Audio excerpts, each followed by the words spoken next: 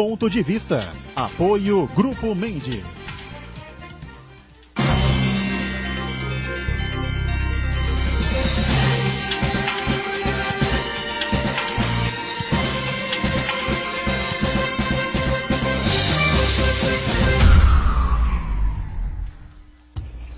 Olá, está começando mais um Ponto de Vista, sempre você acompanhando aqui a gente pela Santa Cecília TV, neste horário da 1h30 da tarde, a tradição da discussão política, dos debates, dos temas que formam sempre a pauta aqui da cidade, não é? Os assuntos da região e os temas de interesse nacional que se multiplicam, não é? A cada dia. Não é? Ontem a decisão do STF, um aperto danado, 5-5 entre os 10 ministros, não é?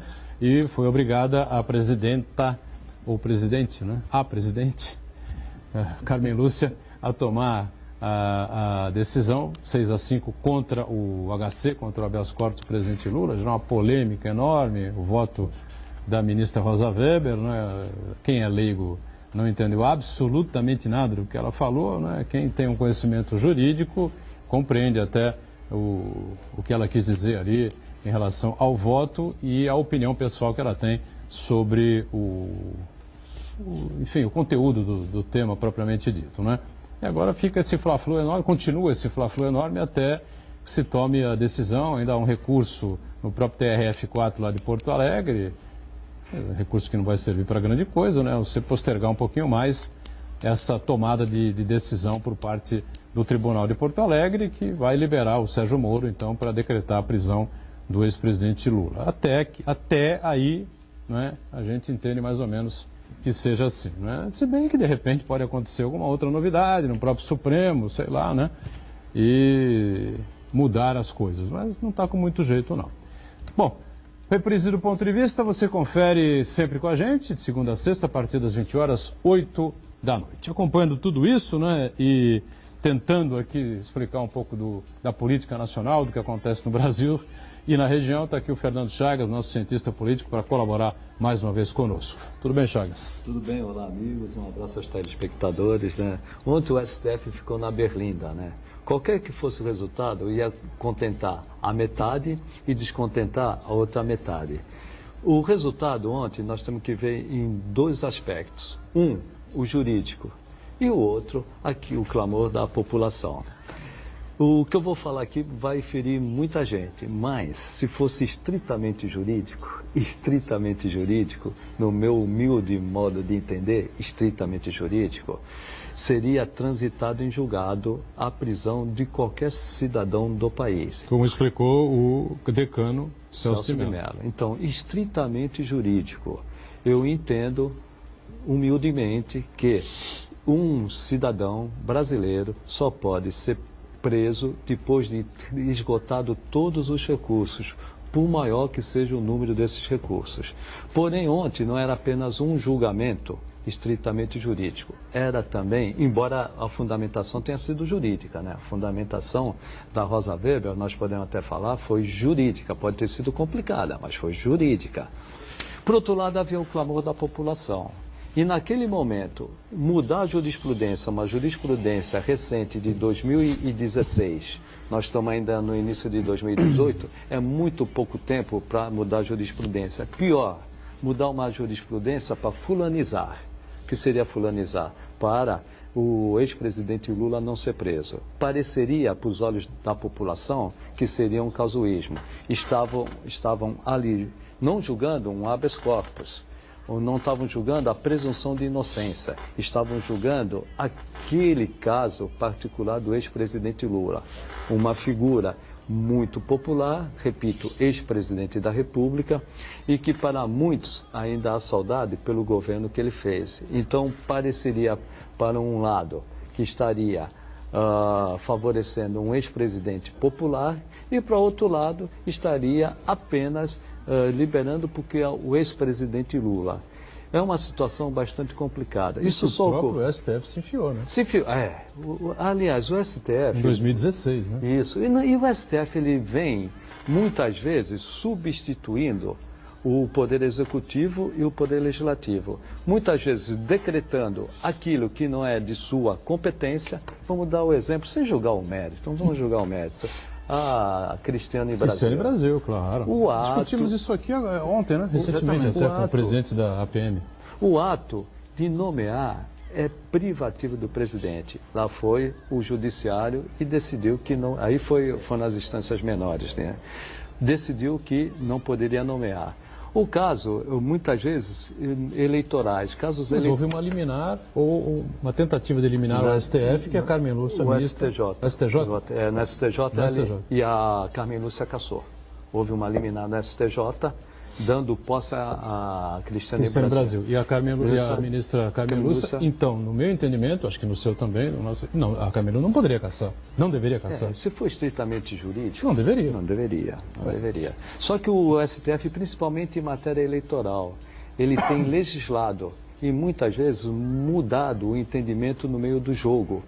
E quando um poder interfere no outro, ele tem distorções. Essas distorções aparecem no tempo. O STF ele tem muitas vezes se arvorado em decidir aquilo que ele entende que é errado dos outros poderes. Só que ele não tem falado como colegiado.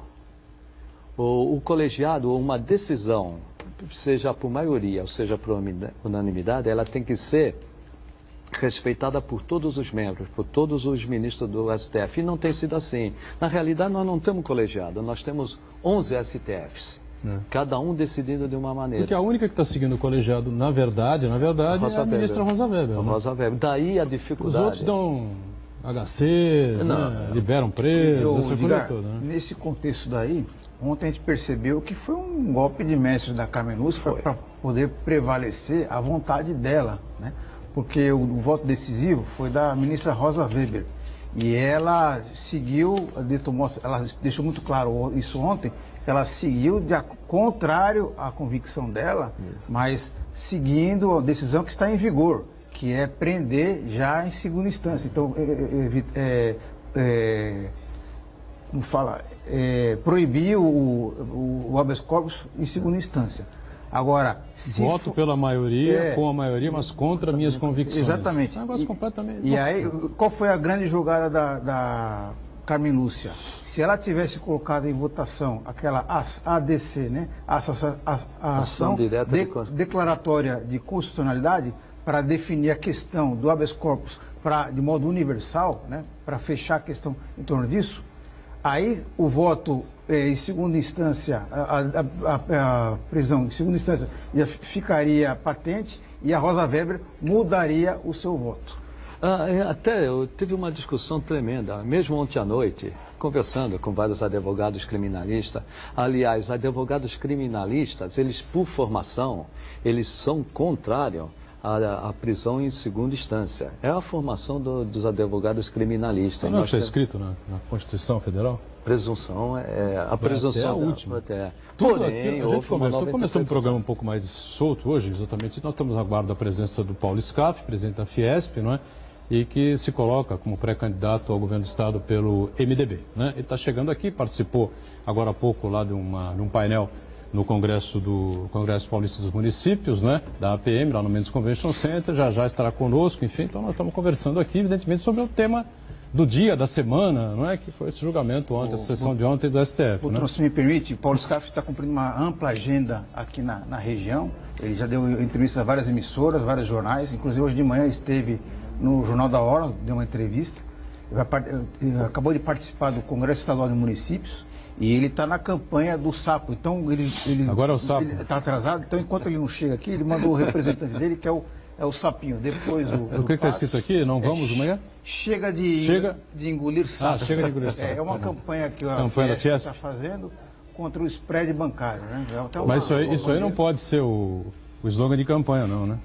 Não, vamos perguntar para ele, né? Em tese não, né? Não pode. Então, enquanto ele não chega aqui... Campanha antecipada não pode. O Scaff mandou o representante dele. Aliás, o SPRE é uma boa discussão. Os juros básicos da economia baixam, né? A Selic, o SPRE bancário aumenta, né? Interessante. Tem até explicações, né?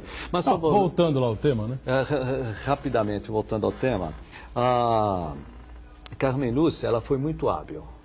Ela não quer pautar a DC, porque se pautar a DC, a Rosa Weber vai votar pela presunção de inocência constitucional, só cabe prisão depois de esgotado o último recurso lá no STF, independentemente desse número de recursos. Então o que ela fez? Ela fulanizou, ela trouxe o habeas corpus antes do ADC, daí a reclamação do Marco Aurélio Mello.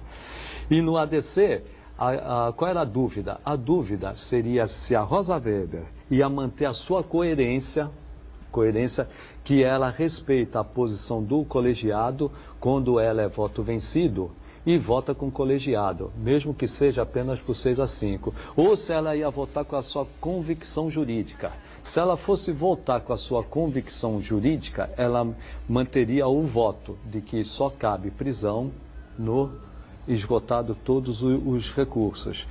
Ali, no início do julgamento, o Gilmar Mendes foi muito hábil. Ele levou o habeas corpus como fosse uma referência, um parâmetro para todos os demais julgamentos, que é característica da ADC e não do habeas corpus. Mas mesmo assim, a Rosa Weber manteve o seu voto. Ela enfatizou várias vezes, ressaltou várias vezes que ela tem um posicionamento, uma convicção jurídica diferente, mas ela respeita a maioria deste momento, 6-5, que pode mudar 6-5 depois, como o Marco Aurélio Mello insistiu, inclusive depois de encerrado o julgamento. Então parece incoerente, mas não é coerente. Ao contrário, ela foi muito coerente. Eu voto sempre com o colegiado, mesmo que seja contra a minha opinião. Agora, se o colegiado, numa ADC, mudar o seu posicionamento, em vez de 6-5 para a prisão em segunda instância, 6-5 para a prisão depois de esgotado todos os recursos no STF, aí ela vota com o colegiado e vota com a sua convicção jurídica. Aí foi o pêndulo. O voto de Minerva, na realidade... Foi dela. Foi dela.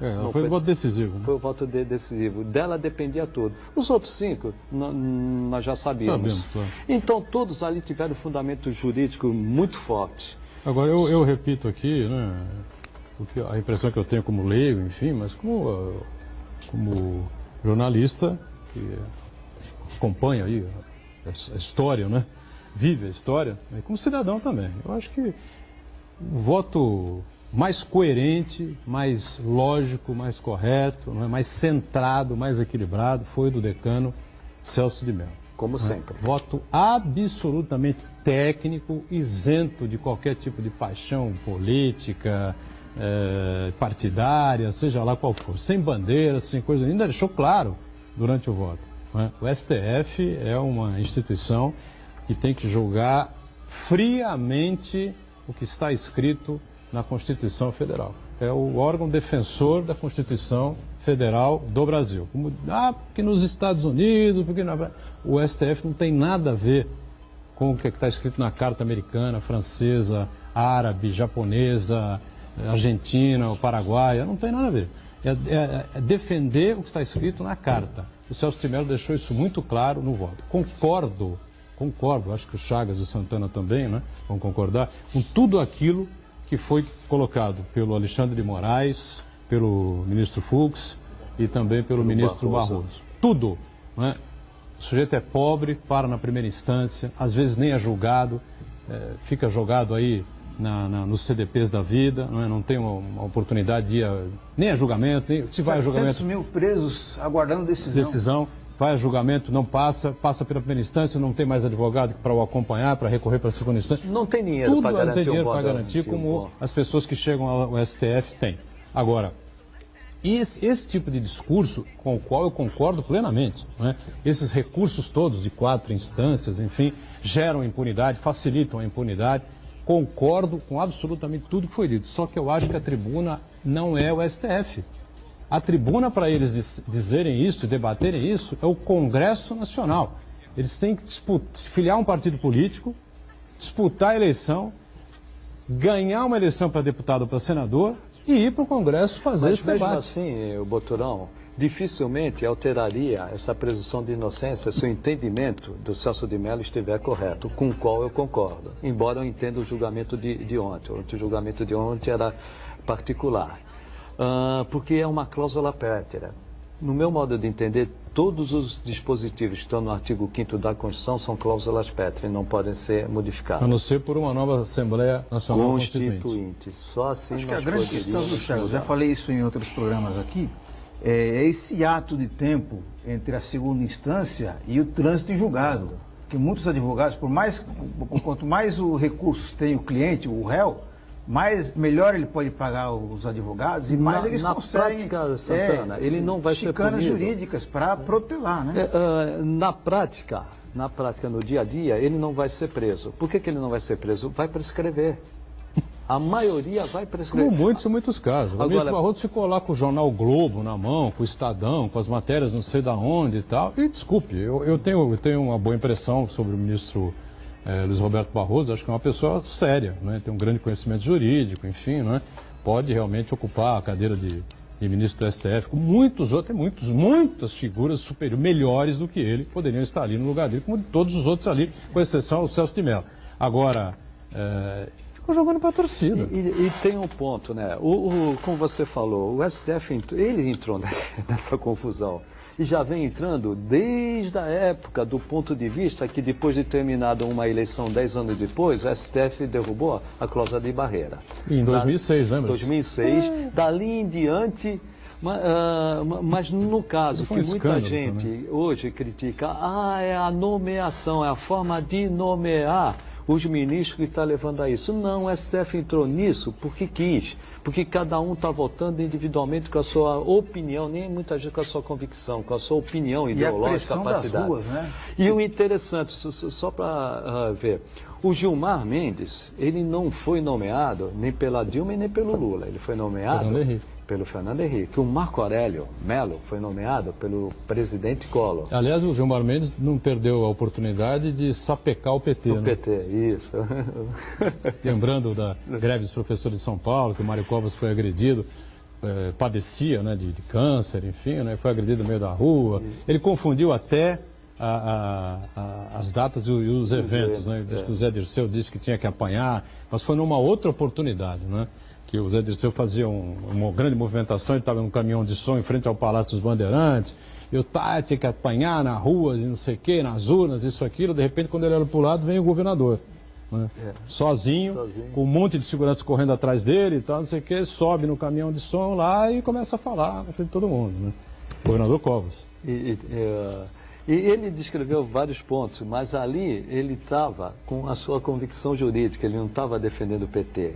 O Marco Aurélio Melo, Celso de Mello. Celso de Mello foi nomeado pelo presidente Sarney. O interessante, Weber pelo PT, Barroso pelo PT. Fux pelo PT. Esses votaram contra o habeas corpus para manter a prisão, para uma eventual prisão do ex-presidente Lula. Então, ali não foi uma questão de nomeação. Ao contrário, os sinais estavam completamente invertidos, né?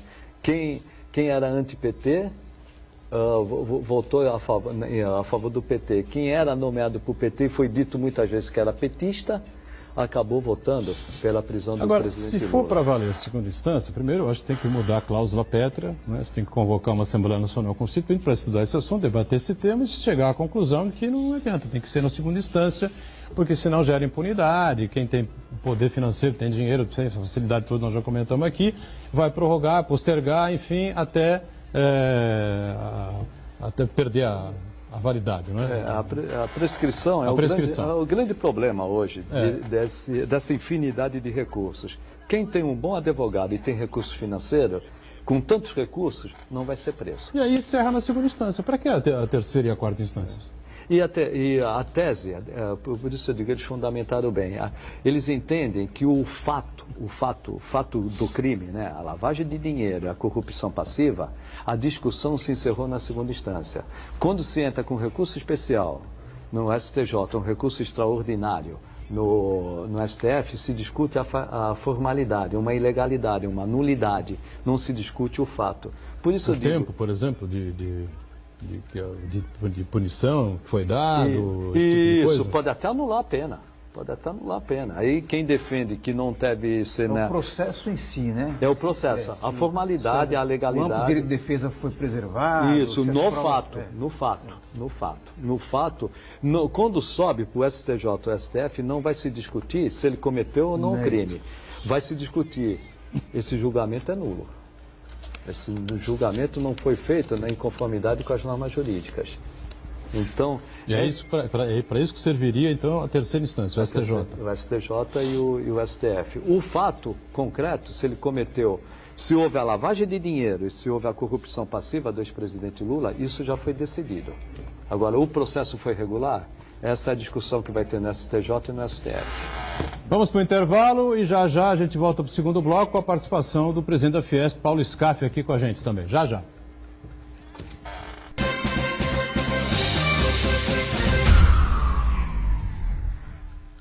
Existe um lugar em Santos onde você encontra os empreendimentos mais fascinantes da região. Um lugar amplo, aconchegante, feito para oferecer o melhor atendimento para você. Um lugar que reúne as melhores opções residenciais e comerciais nos bairros mais nobres de Santos. Um lugar que a gente nem precisava dizer, porque você já sabe. Central de Vendas Grupo Mendes, Rua Guaiaó 55, Aparecida. Venha fechar um bom negócio para abrir as portas do seu novo lugar. A Sabesp fornece água, coleta e trata esgotos em cerca de 360 municípios do estado de São Paulo. São mais de 300 cidades com excelência em saneamento em todo o estado. E as demais estão nesse caminho. No litoral, a Sabesp levou mais água com o sistema Mambu e é responsável pelo maior programa de saneamento e recuperação ambiental do litoral brasileiro. O programa Onda Limpa. Tudo isso trouxe mais saúde e qualidade de vida para as pessoas e bandeiras verdes para as praias. Cerca de 4 bilhões foram investidos no litoral nos últimos anos, o que reduziu a mortalidade infantil em toda a região e gerou muitos empregos. E não queremos parar por aí, queremos fazer mais, melhor e mais rápido.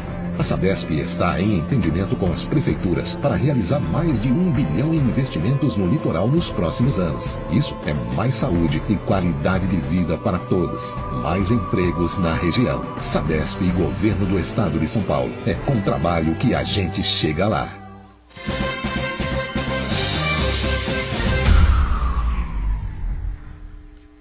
Deixa no cantinho. Muito bem, voltamos. Este é o segundo bloco aqui do Ponto de Vista, não é? Que nesta edição recebe prazer aqui o presidente da Fiesp e pré-candidato ao governo do estado pelo MDB, Paulo Scaff, com a gente aqui. Tudo bem? Prazer recebê-lo. Tudo bem, muito obrigado aí pelo convite, viu? Prazer nosso tê-lo aqui novamente. Fernando Chagas está com a gente, o Marcos Santana, como você acompanhou no primeiro bloco, né? O Paulo Scaff, como eu disse anteriormente, estava junto com o pessoal do MDB, enfim, do Congresso Paulista de Municípios, né, da APM lá no Mendes Convention Center, claro, sempre atrasa um pouquinho. E o Congresso é importante, né? Sempre uma reunião com grandes lideranças, com os prefeitos aí de quase todas as cidades do estado de São Paulo. E a pauta central lá, qual foi? Campanha eleitoral, segurança pública, saúde, tudo isso, enfim. Finanças municipais. Finanças públicas. Na verdade, é uma pauta diversa lá. No meu caso, eu fui convidado a uma palestra lá e falei daquilo que queria, não havia uma pauta específica. Falei generalidades sobre o Estado, sobre algumas ideias, sobre educação, sobre segurança, sobre saúde, sobre mobilidade urbana, enfim, sobre as nossas regiões de São Paulo. Então, mas é rico o Congresso porque tem pessoas de todos os campos do Estado. Prefeitos, vice-prefeitos, vereadores e tal. Campanha nada, até porque é ilegal hoje qualquer campanha. Hoje não existem candidatos, existem pré-candidatos. Candidatura, as coisas estão se antecipando um pouco, mas as convenções partidárias serão só no final de julho, início de agosto. Mas tem candidato que faz campanha. Isso faz caravana. Não é meu caso, não é meu caso. Diga, Chagas. Não, o senhor falou vários assuntos aí, todos são importantes. Mas como tem o Congresso do Município, né? Por coincidência, eu fui secretário adjunto de Finanças do município de Santos, né? Agora estou na assessoria. É uma preocupação muito grande dos municípios. O senhor tem conhecimento, até pelo que socorre todo o estado de São Paulo. Os municípios ficam com ônus e o bônus fica com a União. Dos impostos, 15% ficam apenas com o município. É verdade. 25% com o Estado e 60% com a União. Como soube essa situação? Injusto. O município, como você bem falou, é o prefeito, ele é cobrado diretamente, né? Cobrado na porta da casa dele, na praça, na padaria, no bar da esquina, enfim. Na praia aqui, principalmente. Na praia e tal. E tem 15% e muitas vezes a obrigação, por exemplo, dos 25% que deve ser destinado à educação, na realidade alguns municípios, e com razão, investem mais do que 25%. Também na saúde, os 15% viram 30%, 25%. Enfim, muitas vezes o município tem que se preocupar com segurança pública, que é a incumbência do Estado. Então, realmente a situação dos municípios não é uma situação justa. Ficam com um pedacinho do bolo pequeno e são os mais cobrados. Até porque o cidadão não chega no governador, não chega no presidente da República, mas no prefeito é toda hora. Tem que se repactuar essa distribuição, sem a menor dúvida, dos 2 trilhões de reais arrecadados no Brasil, 60%, 1 trilhão e 200, vira o orçamento da União, enfim, e todos os municípios juntos têm aí os 15% que você fez referência. É injusto. Com essa crise, então, pior ainda, né? A crise termina ou não termina? A crise, ela foi para todo mundo, para o município, para o Estado, para o governo, para as empresas, para as pessoas físicas, para o emprego, para todo mundo. Mas a situação econômica está melhorando. Já em 2015, 2016, nós tivemos um crescimento negativo do PIB acima de 3%. Chegamos a 14 mil desempregados, uma situação de aperto total nos governos, nas prefeituras, nas empresas, enfim. Mas já o ano passado parou de piorar e deu uma pequena melhora. O crescimento da economia já foi 1% e esse ano a previsão é 3%, são 3% de crescimento. Esse ano deve gerar 800 mil a 1 milhão de empregos. Quer dizer, aqueles 14 milhões de desempregados vai reduzir para em torno de 12 milhões até o final desse ano. É muita coisa, é lógico. Um desempregado é gravíssimo. E ninguém está falando, porque muitas vezes eu falo isso, eu falo, ô Scarpa, você está achando que as coisas estão bem? Não, não é que estão bem, estão ainda muito ruins. Ainda temos desemprego, as empresas ainda estão com dificuldade, mas estão melhorando. Nós saímos do fundo do poço e começamos a recuperar. É o mesmo que dizer que a situação hoje certamente é muito melhor do que estava um ano atrás. E eu posso garantir que daqui a um ano vai estar melhor do que hoje, porque estamos no ritmo possível. Mas como manter isso de forma sustentável? O senhor conhece bem essa situação. O investimento no Brasil esse ano foi de 14%, né? No ano passado. E infraestrutura, 2%. O senhor que é do estado de São Paulo, o estado mais pujante da nação, que depende muito da indústria, a indústria sofreu muito. Como nós vamos crescer de forma sustentável com um investimento do PIB de 14%, eu acredito que nós precisaremos de uns 24%, 25% do PIB. Como a gente sai desse nó? Na verdade, aumentando o investimento é fácil. Na hora que o Brasil promove as reformas estruturais, como foi o caso da reforma trabalhista, que trouxe o Brasil à modernidade nas relações do trabalho, na regulamentação da terceirização, a lei do teto, a lei do petróleo, enfim. E ainda faltam a reforma tributária, a reforma da Previdência. No momento que essas reformas estruturais forem terminadas e as contas fecharem, porque não adianta, se você tem a conta, assim como da dona de casa, das famílias, das empresas, do governo, é sempre a mesma coisa. Você tem receita e despesa, você foi secretário de Finanças? Foi. Então você conhece melhor que todos nós aí isso. Você tem que bater, não pode ter despesa maior que a receita. No momento que isso se completar, a confiança recupera muito. E o Brasil é visto pelo mundo inteiro. É um país fantástico, o Brasil. Um país que ocupa metade da América do Sul, um país com 8 mil quilômetros de litoral, com 16 mil quilômetros de fronteiras secas, um país com clima agradável, enfim, com riquezas naturais, com empresas altamente competitivas. Então, nós temos muitas vantagens competitivas. O que nós precisamos é nos modernizar na nossa estrutura, promovendo as reformas necessárias, modernizar, até porque, além dessa situação de crise interna, de crise econômica, de crise política, que tem que ser enfrentada, debelada, eliminada, nós temos uma grande transformação no mundo. Estamos vivendo a 4ª revolução industrial, que o Brasil precisa se adaptar nela. Nós estamos na era da inteligência artificial, do robô inteligente. Então, se nós não tivermos educação de qualidade, conhecimento para as novas gerações, muitas profissões vão acabar, setores vão acabar, vão nascer outras profissões, mas para isso é pré-requisito o conhecimento, a educação de qualidade. Por isso a importância e o papel, vamos dizer, do Estado, no sentido de realmente priorizar. Não podemos mais aceitar a escola do Estado que aluno vá, frequente, não aprenda nada, professor não seja respeitado, enfim. tem uma grande lição de casa a ser feita e no próprio Estado. O Estado tem que se modernizar também. A Revolução Industrial chama Revolução Industrial, mas não é a revolução da indústria.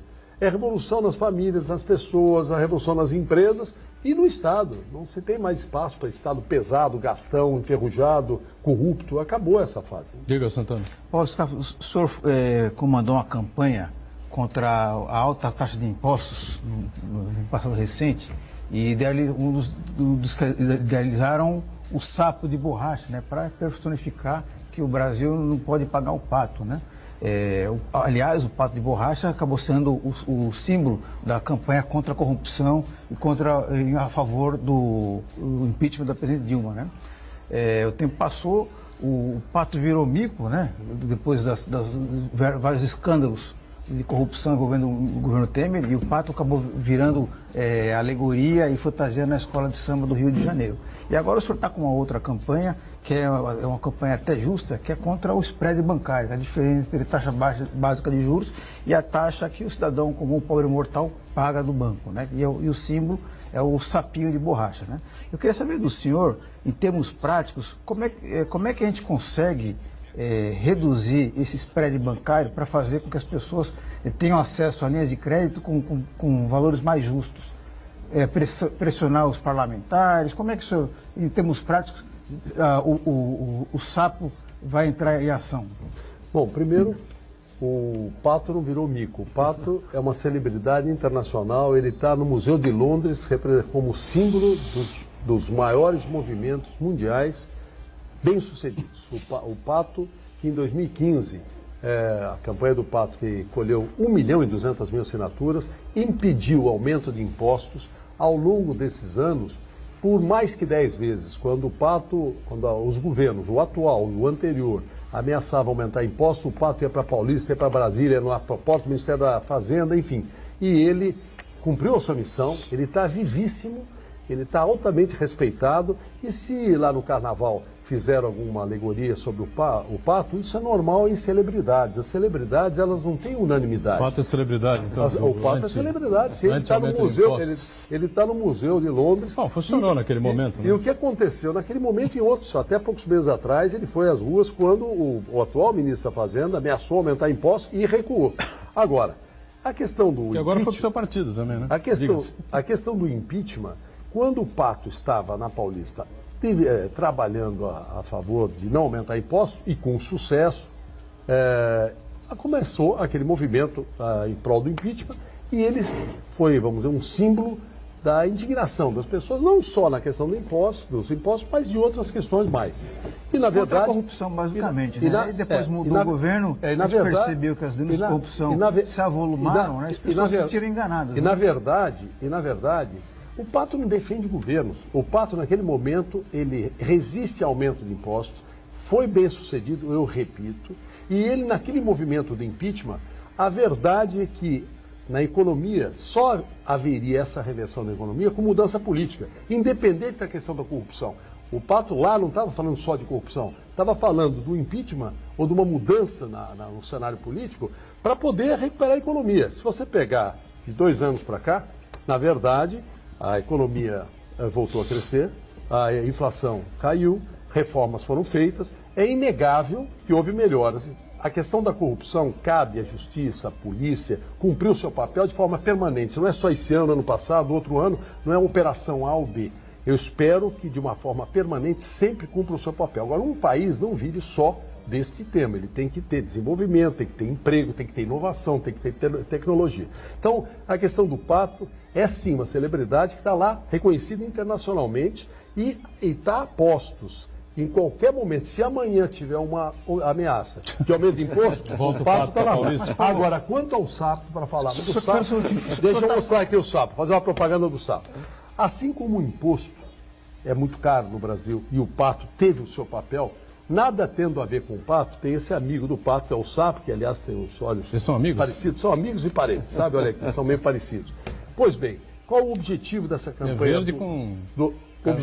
O objetivo da campanha do sapo é... Chega de engolir sapo. Chega de engolir sapo se referindo aos juros elevados. Vocês vejam que no Brasil houve uma queda da taxa Selic. A taxa Selic era, há 2 anos, 14,25 e hoje está 6,5.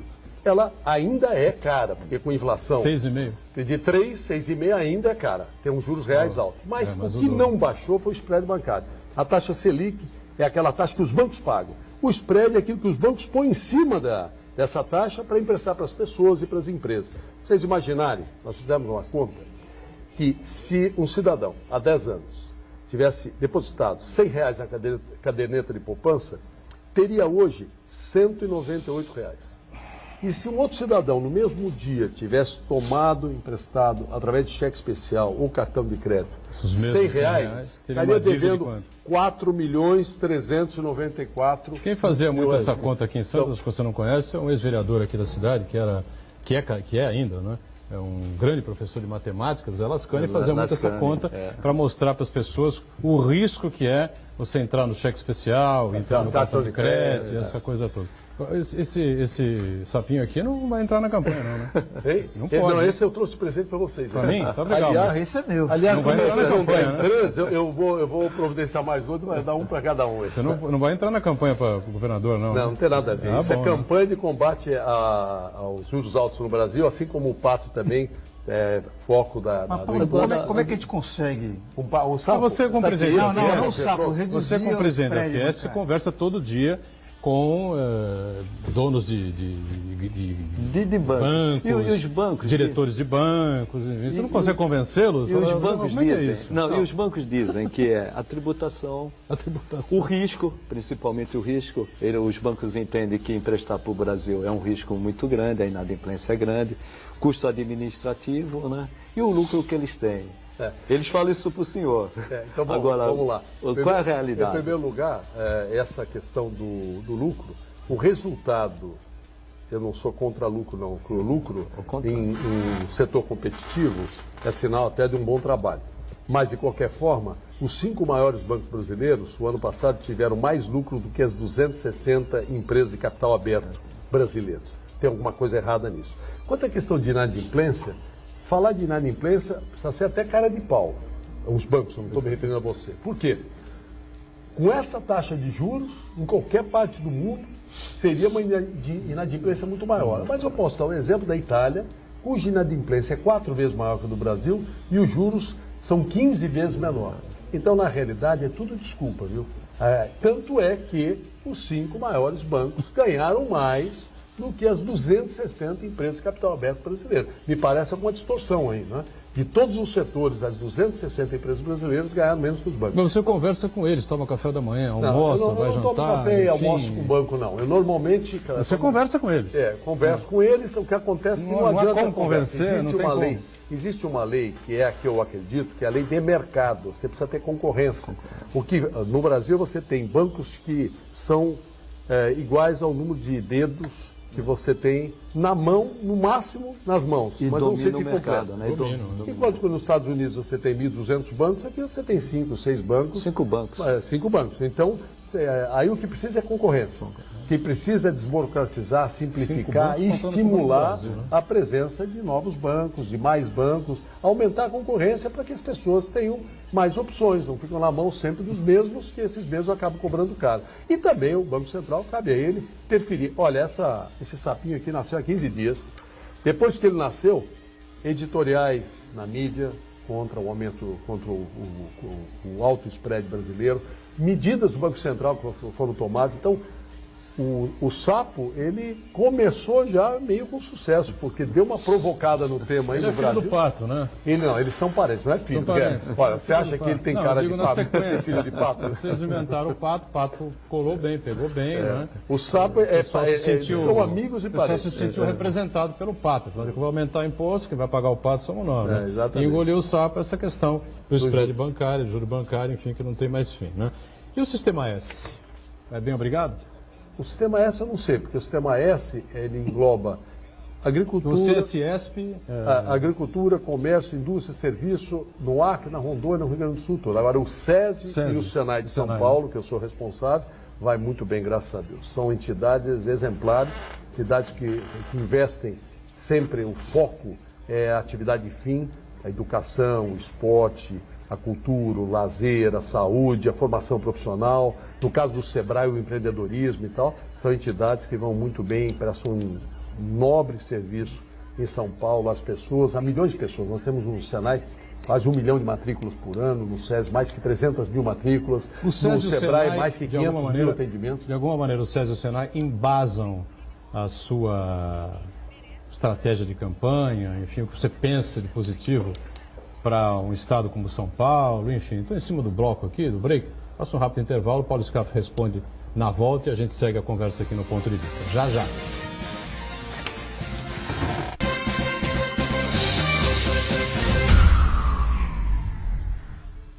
Existe um lugar em Santos onde você encontra os empreendimentos mais fascinantes da região. Um lugar amplo, aconchegante, feito para oferecer o melhor atendimento para você. Um lugar que reúne as melhores opções residenciais e comerciais nos bairros mais nobres de Santos. Um lugar que a gente nem precisava dizer, porque você já sabe. Central de Vendas Grupo Mendes, Rua Guaiaó 55, Aparecida. Venha fechar um bom negócio para abrir as portas do seu novo lugar. Poliesportivo Unisanta, cuidando do seu corpo e da sua mente. Natação a partir de 2 anos e meio, capoeira a partir de 3 anos, voleibol, hidroginástica, musculação, basquete, futsal, karatê, judô, handebol e tênis de mesa. Equipamentos modernos, piscina olímpica aquecida e professores especializados. Mensalidades a partir de R$ 48,00. Poliesportivo Unisanta. Informações 3202-7126. Santa Cecília TV no canal 52.1 HD. Se você ainda está com dificuldade de sintonizar a Santa Cecília TV em alta definição pelo sinal digital, você precisa escanear os canais da sua TV através da autoprogramação no seu controle remoto. É bem simples e você sintoniza os nossos programas com qualidade digital, de imagem e som, sem pagar nada por isso. Santa Cecília TV 52.1. Escaneie e sintonize a maior programação regional da sua TV em alta definição.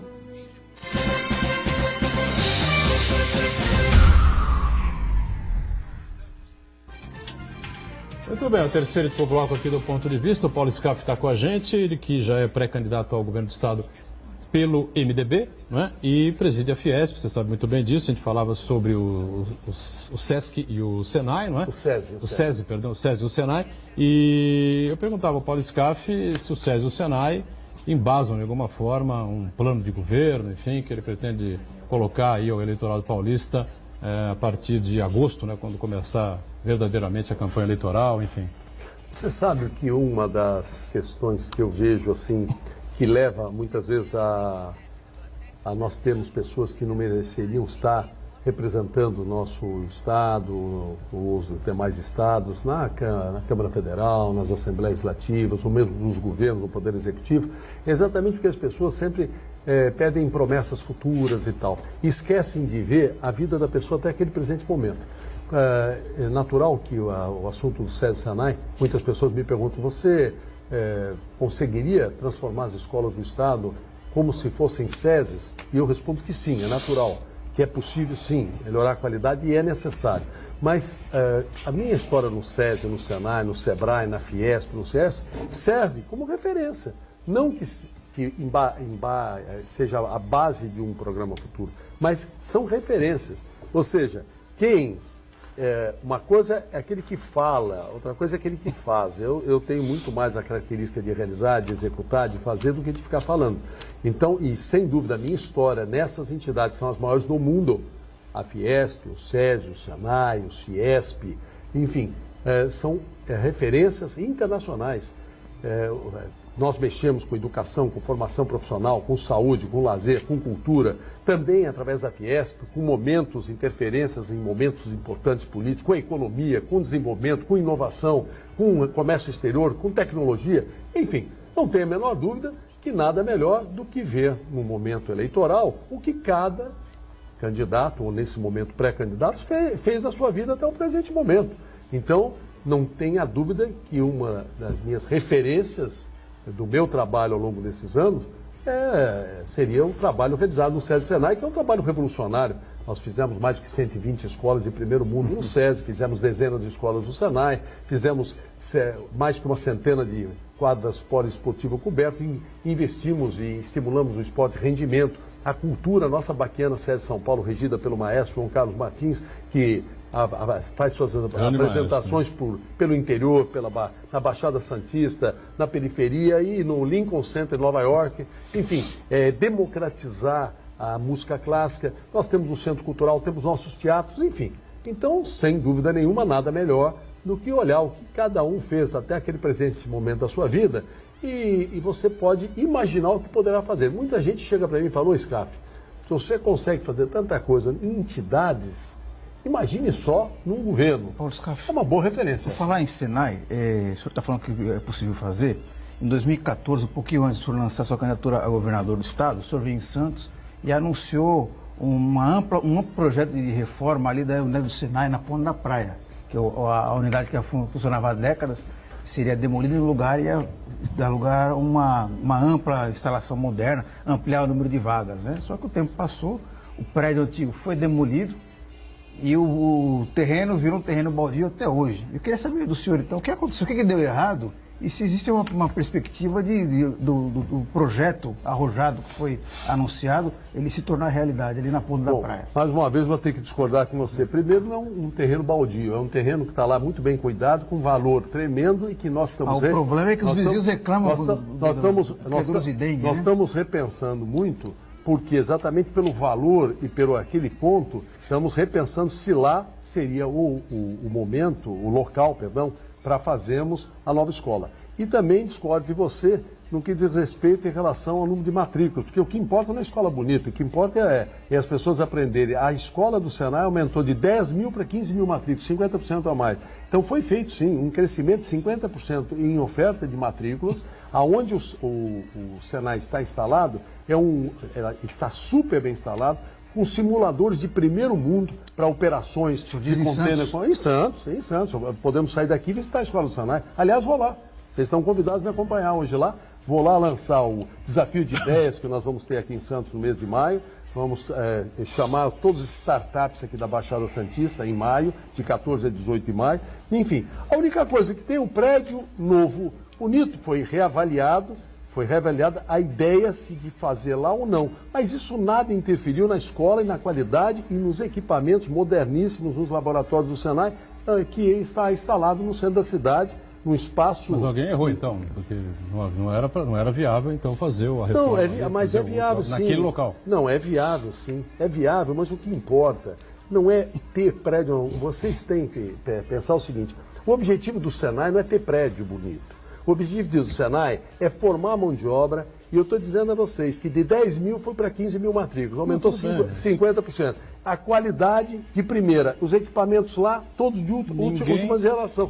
Então, ele está colocando assim, ninguém pediu o prédio bonito, nem a obra maravilhosa. O objetivo... Você que anunciou aqui.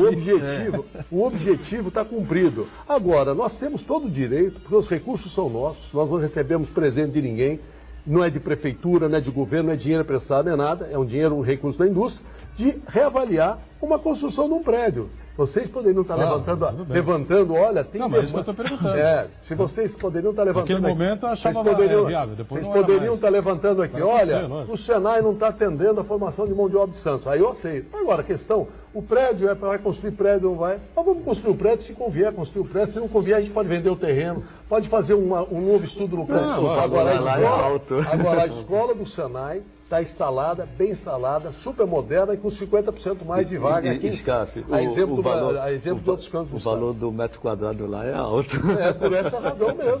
Você que é do setor financeiro, você já pescou. E peraí, vamos te dar uma pensada. Vocês estão especulando, hein? Estão especulando no mercado imobiliário. Vamos valorizar o terreno mais do que já vai. Mas é um pouco magnífico. Você sabe que até na cidade a gente pensa. Não é só na questão do Senai. Se para Santos, o melhor local para uma escola, poderia ter um aproveitamento melhor, mas enquanto isso, estamos formando e estamos oferecendo 15 mil matrículas por ano. Hoje na prefeitura, quando eu disse que eu vinha com o senhor, falaram sobre isso, 1 metro quadrado lá, talvez eu esteja reavaliando. Mas vamos para um mais amplo. No estado de São Paulo, o senhor, quando for candidato, quais serão as prioridades? Olha, por exemplo, nós estamos aqui em Santos, tá certo? A primeira, eu diria assim, como conceito básico, é ter a coragem e a vontade política de fazer com que as coisas aconteçam de uma vez por todas.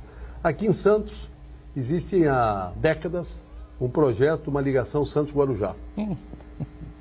Olha, você está rindo. Todo lugar que eu falo isso, todo mundo ri. Então, por Mas quê? agora foi anunciada aí a abertura, as obras da entrada da cidade, não é? Santos, a entrada de Santos, deve faltar a saída para a área portuária, que seria uma obrigação da União, até foi cobrado pelo prefeito na abertura do Congresso dos Municípios. Você estava lá, você estava também. Eu estava lá, né? Naquele calor louco lá. Você estava lá? Não, não estava. Houve problema. O Santana estava. Você estava? É o melhor centro de convenções Sentiu do muito Brasil. calor lá, não? Não, mas é o melhor centro de convenções do Brasil. Eu falei que foi um... Pode cortar aqui. É o melhor centro de convenções do Brasil. Houve algum problema lá, acontece. Mas vamos falar. Não, mas eu não estou criticando o centro. Eu estou dizendo, lá estava muito quente, eu acho que deu problema dos ar-condicionado, e o dia estava quente. Dia quente. E muito bem. Mas, e aí nós estamos falando. Então, por exemplo, essa ligação. Você tem a ligação nas cidades aqui sobre trilhos também, tem um trecho feito, precisa completar. A ligação entre as macrometrópoles, seja Santos, São José dos Campos, Sorocaba, Campinas, enfim, essa infraestrutura, a questão, por exemplo, dos monotrilhos em São Paulo, metrô é complicado, mas monotrilho não é tão complicado, está lá as obras também, há 2 linhas para paralisar. Então nós temos uma questão de mobilidade, uma questão de infraestrutura que é necessário agilizar e executar, ou com recurso do orçamento, ou através de PPPs, enfim, o que importa é as pessoas terem a condição de utilizar e ter o conforto e a segurança nessas áreas. Nós não podemos, eu aqui dizia, da 4ª Revolução Industrial. O mundo está vivendo a era da inteligência artificial. Muitas profissões vão mudar. Imagine só, um aluno que entra hoje no 1º ano fundamental, quando ele se formar, são 9 anos fundamental, 3 anos de ensino médio, 12 anos depois, 70% das profissões serão outras e são desconhecidas hoje. Só que tem uma base para se adaptar àquilo que vier e que hoje não se conhece, é necessário conhecimento, educação. Nós não podemos aceitar escolas do Estado que crianças frequentem e não aprendam. Então tem que haver um choque, uma grande reestruturação na questão educacional. A segurança não é diferente. Nós falamos que temos sensação de segurança no Estado de São Paulo, ou aqui na região de Santos, ou na Baixada Santista, não é verdade. É necessário que se tome providências, na saúde é a mesma coisa. Enfim, então há uma agenda bem rica aí de providências, de trabalho, que muitas dessas coisas, os problemas são conhecidos e as soluções muitas vezes podem depender de coragem, de determinação, de não estar preocupado em agradar a todos e não agradar ninguém, enfim. Você apoia Geraldo Alckmin para presidente da República? Não, nesse momento eu não apoio nenhum candidato a presidente da República, até porque não existem candidaturas, existem pré-candidaturas, e eu preciso, o MDB, vamos aguardar qual vai ser a posição. Você acha que tudo foi feito nacional na área da economia no governo Temer justifica uma candidatura do ministro Meirelles à presidência? Olha, eu acho que o cenário nacional está muito indefinido. Você tem, na realidade, essa situação do PT que está indefinida de como vai ficar. Você tem um Bolsonaro hoje nas pesquisas disparado na frente em São Paulo e fora em outros estados. E no centro você tem uma série de pré-candidatos, quer dizer, seja o Alckmin, Rodrigo Maia, Álvaro Dias, o Meirelles, enfim, tem uma série de nomes que se apresentam, o Flávio Rocha, enfim. Ele está muito indefinido. Nós temos que aguardar um pouco e o processo dá tempo para aguardar. As convenções partidárias são em julho. Nós estamos em início de abril. Pouco tempo de campanha, né? Tem, vamos dizer, tempo para se enxergar como essa coisa vai ficar. Mas é muito pouco tempo de discussão, de debate, de apresentação, apresentação de projetos, enfim. E já que o Botrão tocou nesse ponto, sem querer colocar uma saia justa, já colocando, mas já colocando. Não tem saia justa. Eu acredito que o senhor foi muito prejudicado na última eleição para governo do Estado, porque o seu partido estava ligado a Dilma Rousseff. A Dilma Rousseff, o PT, ele não é bem visto no estado de São Paulo. É verdade, né? PT. Agora, o senhor estará provavelmente ligado ao Michel Temer, não digo ao Henrique Meirelles. E a popularidade do Michel Temer, eu acho difícil crescer nesses próximos meses. Isso não vai prejudicá-lo? Eu queria, se me permite, eu queria complementar a questão. A tendência é que o seu nome se confirme com o candidato do MDB ao governo do Estado, né? O mesmo partido do presidente Michel Temer. E eu acho que um dos grandes temas a serem discutidos na eleição, além da política macroeconômica, o desenvolvimento do país, vai ser a questão da corrupção, né? O governo Michel Temer envolvido até o pescoço com várias denúncias de corrupção, 2 pedidos de investigação que foram barrados no Congresso, talvez surja um terceiro aí. Temos a lista da Odebrecht, da Lava Jato aí, que indicando desvios e repasses ilegais para várias candidaturas. Inclusive a do senhor foi citada em 2014, né? Então eu queria saber do senhor qual o efeito disso, qual o impacto disso daí numa campanha do senhor em 2018 agora. Bom, eu creio que é o seguinte, o eleitor de São Paulo, ele não está votando em partidos, até porque você pôs uma opção de defeito, o MDB, e me diga aqui qual é o partido que está aí com a ficha tão limpa. Infelizmente não. Então Infelizmente se você perguntar e fizer uma pesquisa, qual a imagem dos partidos, todos os partidos, e com certa razão, têm suas imagens machucadas.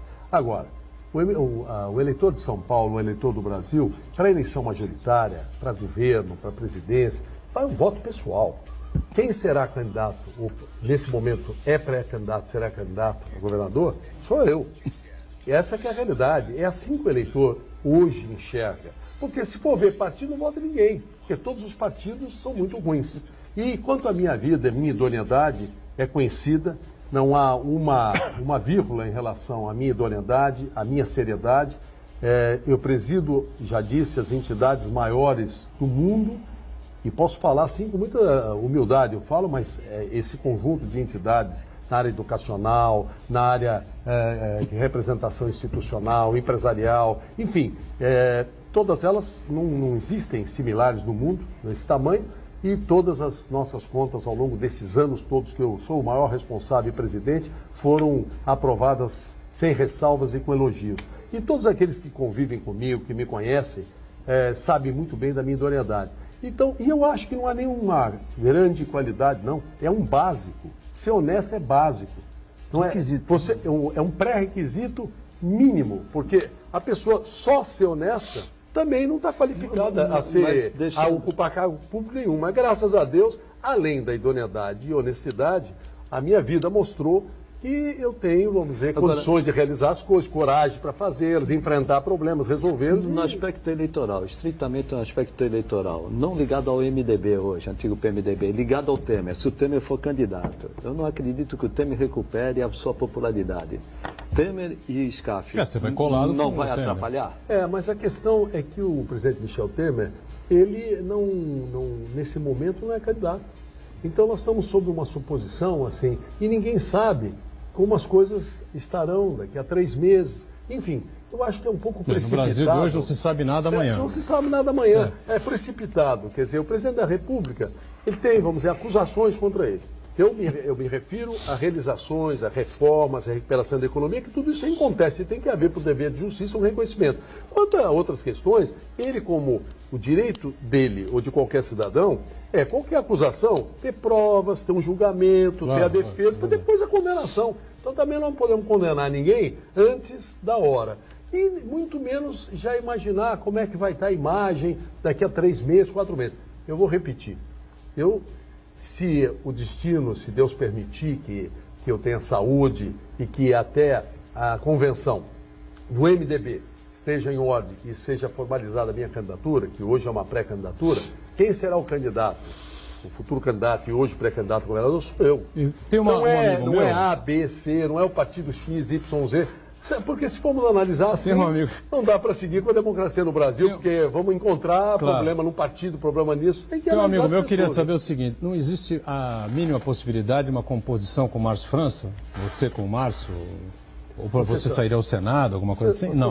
Comenta-se uma série de coisas, 1 milhão de coisas, a gente é obrigado a questionar, né? Você sabe que o Márcio França é uma pessoa que eu me dou muito bem com ele. Eu sei. Mas eu quero lembrar o seguinte, em 2014, aliás, eu aproveito aqui para agradecer a população aqui da Baixada Santista e agradeço a São Paulo inteiro, que me deu quase 5 milhões de votos em 2014, eu sendo o segundo mais votado de São Paulo e o mais votado do MDB do país.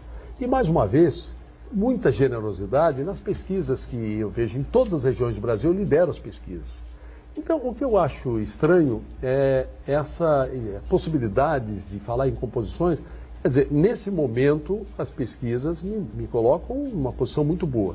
Eu, durante 2 vezes, não compus em 2010, 2014. Eu fui atrás quando não tinha a bagagem que tem hoje, quando não tinha a experiência que tinha hoje, para ser candidato a governador. Então, a princípio, essa possibilidade, na política você sempre está pronto ao diálogo, à conversa. Mas eu ouço falar muita coisa, sabe? Olha, vai ser vice, vai ser senador, vai ser... Eu faço, eu estou na política, na verdade, por prazer. Eu não dependo da política. Eu tenho minha atividade empresarial, meu mandato... Qual é a sua empresa? Meu mandato vai até dezembro de 2021 na Fiesp. Eu tenho várias empresas. A minha principal empresa é a SCAP Urbanização, que faz empreendimentos imobiliários, e tenho outras 2 empresas que constroem. Estou na área da construção civil, que constrói para aluguel. Nada está fechado, como disse o Paulo Scaff aqui. Ele é candidato a governador, mas à frente, sei lá, alguma coisa diferente pode surgir. Por exemplo, eu vou dar um exemplo prático. O PSDB, tá certo? Vamos dizer que amanhã o PSDB tem interesse a entrar na nossa chapa. Eu tenho... E o contrário? Então, não, nesse momento, não. Agora, Dória poderia ser seu vice? Poderia ser um candidato a senador, ou o Dória, ou quem o PSDB indicasse, entendeu? É possível essas coisas. Entendeu? Agora, por que vocês raciocinam sempre do lado contrário? Não. A verdade é o seguinte, eu não posso perguntar para o Dória porque ele não está aqui. Eu quero te dizer se ele vier aqui, nós vamos conversar. Não tem dúvida. Ele ainda é prefeito de São Paulo ou já saiu? Ele sai amanhã, né? Amanhã, né? Então, a partir de amanhã... Aliás, dizem, só para encerrar rapidamente, falam muito numa questão de semelhança entre vocês dois, não é que vocês correriam numa mesma raia aí, como candidatos empresários, essa coisa toda, ao governo do Estado. Em 5 segundos, você teme essa... Esse julgamento é do eleitor de São Paulo, entendeu? Então nós vamos aguardar, ele negócio de mesma raia. Eu acho que eu tenho um trabalho a mostrar, eu tenho uma realização e nunca largaria uma missão no primeiro ano. Então, Isso é uma crítica a ele? Não? Isso eu não faria, eu estou dizendo que eu não faria. Né? Então, cada um tem o seu jeito de ser, e aí o eleitor de São Paulo vai fazer a escolha. Essa é a beleza da democracia. É verdade. Paulo Scaff, prazer recebê-lo aqui. Eu que agradeço aí a oportunidade. Até uma outra com a gente aqui, viu? Obrigado. Nosso Fernando Chagas está sempre conosco, o Marcos Santana diariamente acompanhando as redes sociais e você com a gente, né? 1h30 da tarde, o programa sempre ao vivo, e a reprise aqui na Santa Cecília TV às 8 da noite. Valeu, obrigado, gente.